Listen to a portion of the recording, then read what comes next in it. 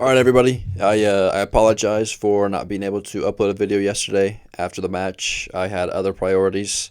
This is me. I literally just got home from work, washed my hands. I'm now in here recording a video. Very excited for this one. Obviously, Chelsea 2, West Ham 1. I was saying this all week to not only on my social media but to my friends and my personal life as well, my family. We needed a win in the worst way possible. I didn't care how we did it.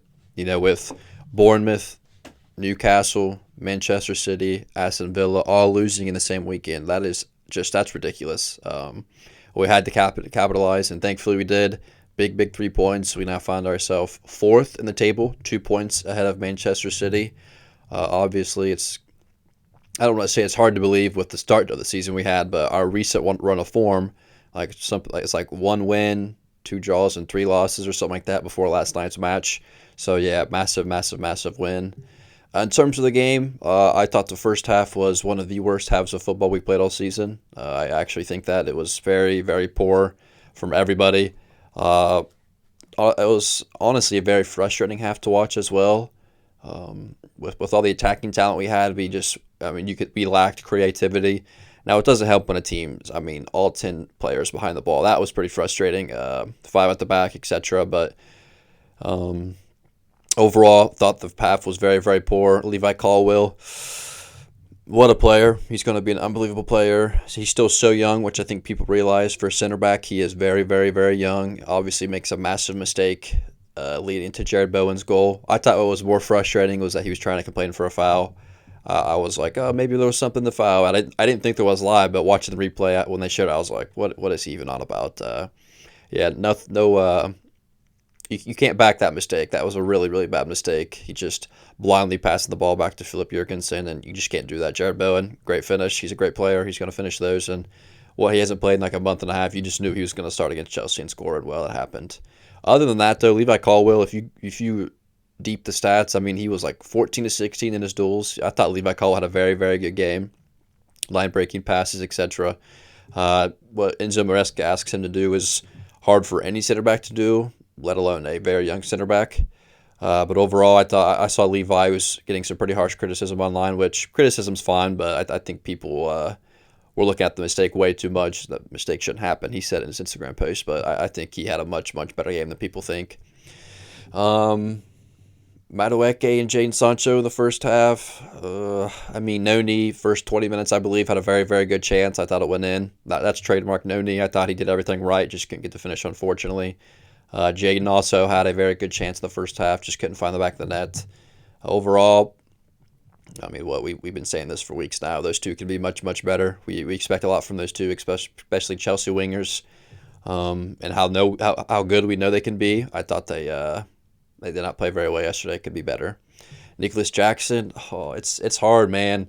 I genuinely believe that he's a top three striker in the Premier League, top five if you want to put it like that. I genuinely believe that. But when he's out of form, it gets rough sometimes. You can tell he's just really out of form. Hopefully his hamstring's all right. We saw him pull up there towards the end of the first half. But I think he's a confident. Every player needs confidence, especially Nicolas Jackson. As a young striker playing for a club like Chelsea in the Premier League, had an unbelievable start to the season. And he is struggling the last few months. I agree, or last month and a half, but he's still sitting at 9 goals and 5 assists. That's better than a lot of other strikers in the Premier League can say. However, he does need to be better. I think if he finds one goal, it instantly turns his season around, and I think we'll get it soon, which Chelsea fans will rejoice because for some reason it's controversial to back him. I will back him until the very end. I'll stand by that. He's a very good footballer. Moy and Enzo in the first half, they were two of our better players, I thought. Now again, I thought everybody struggled in the first half in terms of chance creation, but Moy has so much to do in the midfield. Enzo has so much to do in the midfield, but more so Moy. I thought those two were probably our two better players in the first half. Philip Jurgensen, I want to talk about. Obviously, getting the start yesterday, which is what we Chelsea fans were pushing for very hard, especially after Robert Sanchez's last few matches. I think it's 5 errors now leading the goals, which, it's just unacceptable. You can't be having that. But I talked about this after the match yesterday. I thought I hardly noticed Jurgensen, which It's kind of like a referee. If you hardly notice a referee, it means they're doing their job. We obviously have been talking about Robert because we noticed him make very big mistakes. I thought Philip Jurgensen did his job yesterday, played very well. The goal, I mean, it was a very good finish by Jared Bowen. Mistake by Levi Caldwell. Hardly anything Philip can do. He looked calm with the ball at his feet. He turned the ball over a few times, but Enzo asks our goalkeepers to play the ball long, so, I mean, they're going to turn the ball over every now and then. Now, the second half, I'll tell you, it was not perfect. I'll let that be known. It was not perfect. However, it was much, much, much better. I will prop Enzo Maresca. I've said this. I will back him into the very end. I'm tired of Chelsea hiring and sacking. Maresca started the season very well in terms of being proactive instead of reactive. And in this run of form, for some reason, he has kind of steered away from that, just reacting to what the other team's doing and how they're playing or the subs they make. Yesterday, down 1-0, 51st minute, he subs on Malo Gusto for Reece James, Marguehi for Nicolas Jackson. And I thought those two were very, very good in turning the game around. And then you cannot forget about Pedro Neto. Pedro single-handedly changed the game, like absolutely changed the game. Unfortunately, Chelsea fans have been writing him off. I mean, not every player, but you're not going to see these players light up the score sheet right away. It's a brand new club. Yes, he's playing the Premier League. Yes, he's 24 years old. However, 24 years old is still very, very young, and he's in a whole different city. And he's a whole different club. With all due respect to Wolverhampton is a completely different stature compared to Chelsea. Pedro is one of the best wingers in the Premier League. I stand by that. I think he'll be very, very good for Chelsea, and he needed that goal. Not just for himself, but I mean, just for the fans to kind of hop off his back a little bit. You saw a celebration. I love that. Express yourself. Everybody's chit-chatting about you. Please score a goal and celebrate like that. I love it. I saw some people were upset about it, but I don't mind it at all. Not even just the goal. I mean, the cross leading up to the goal was unbelievable from Pedro. Then following his cross and a great finish, and then that wasn't the end of it. Not even just in the attacking play, but when he defending, you see this guy track back. I mean, like, unreal. This is what Maresca asks of his wingers. This is why I think he's a perfect Maresca winger. Now, I don't think Pedro, he didn't play like completely different to how he usually does. I thought he was more clinical in terms of the balls he was playing in, taking on his man, etc. But I think Mark Guehi being on a box presence helped him out a ton because he's probably the best crosser in the Premier League, one of the best in the world. However, we can't utilize that with Nicolas Jackson. Again, no disrespect to Nicolas Jackson. Some players just aren't good in the air. But Mark Guehi, obviously much, much better, more of a bulldog, and it paid off. Pedro obviously scoring a goal, and then Cole Palmer, I mean, I didn't even think he played amazing yesterday. He wasn't horrible either. He's one of the better players on the pitch. That's just how good he is. But he's had a poor run of form lately, and obviously not his goal, but a big hand in it to give Chelsea the lead. I do think we take I don't want to say advantage of Cole Palmer, but like kind of we just don't appreciate greatness. Again, he did struggle, but this is one of the best footballers in the world. Like, he's going to turn it around. He's been struggling for a while now and still has 14 goals and 6 assists on the season. He's just an unbelievable footballer. Everything goes through him. I'm very worried to think about where we'd be without Cole Palmer. Again, Maresca, very well done. Malo Gusto subbed on. Reece James on a yellow card. I don't want to say he wasn't playing great, but obviously get a second yellow. It's a red card. I thought Malo Gusto came on, and I haven't really seen anybody talk about this much. I thought Malo looked very, very good.